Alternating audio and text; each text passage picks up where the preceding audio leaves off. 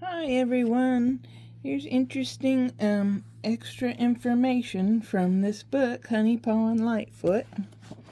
It's a note from the author. Honey Paw, Lightfoot, old man of the mountains, big hairy one. For Native Americans and Native people all across Eurasia, to speak the name bear was to evoke its power. Instead, out of respect for the bears, they were given nicknames: Grandfather of the Hill, Grandmother, Strong One, the one who owns the den. These and other nicknames were used by the Finns, Tungus, Lapps, and Blackfoot Indians, among other tribal peoples across the northern hemisphere.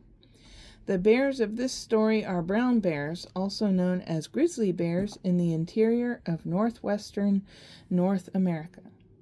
From Scandinavia clear across Siberia and into North America, they are both the same species, Ursa arctos, which means bear in Latin and Greek, respectively. For thousands of years, brown bears have evoked fear in humans, and for good reason. They can weigh up to almost 1 ton. The Kodiak bear, a brown bear of coastal Alaska, grows larger even than a polar bear. Run faster than the fastest human, and with a massive paw smash the spine of a moose. And they are very unpredictable. Yet a visitor to a national park in bear country is about 300 times more likely to be killed by a car than a bear. But fear is not the sole reason why native peoples have respected bears. Traditionally, they have felt kinship with bears, considering them our closest animal relatives. Indeed, one traditional name for bears used by the Haida is elder kinsman. For the Haida and other Pacific Northwest cultures, bears are a powerful totem and are important family crests. To the Cree in central Canada, bears have been known as four-legged humans. Like humans, bears are intelligent and curious. They often stand on their hind legs, walk upright, and pick berries in the same manner as a person. Like humans, they are omnivores. They can eat almost anything, preferring highly nutritious food they can get easily and in large quantity. Therefore, except for coastal brown bears with easy access to salmon, they are 80 to 90% vegetarian. It's understandable why many tribes would not eat bear meat, believing it was like eating a person or a relative. The famous naturalist John Muir called bears our hairy brothers. They could as well be called our hairy sisters or mothers. Bears are good mothers. Cubs are not born knowing how to be bears. They must learn from their mothers. The males take no part in rearing cubs.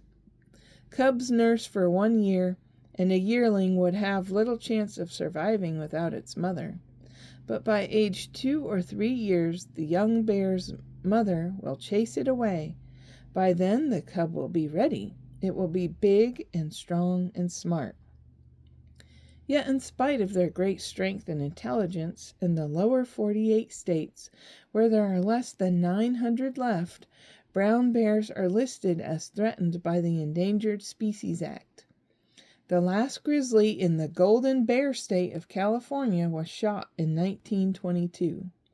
There are perhaps 50 left in Norway, 300 to 500 in Finland and Sweden, 100 in Italy, and 150 in Spain, and only 20 or so survive in France. Thousands still roam Alaska, northwestern Canada, and what was once the Soviet Union, but even in these areas, brown bears are rapidly disappearing. Can we learn once again to share the land with the bears, as native people once learned? Grizzlies need space. Can't we afford to give space to Honey Paw and Lightfoot? Can we afford not to? And that's the end of that book. I hope you've enjoyed that information there. I hope you have a wonderful day and come back and share some more interesting information and stories. Bye.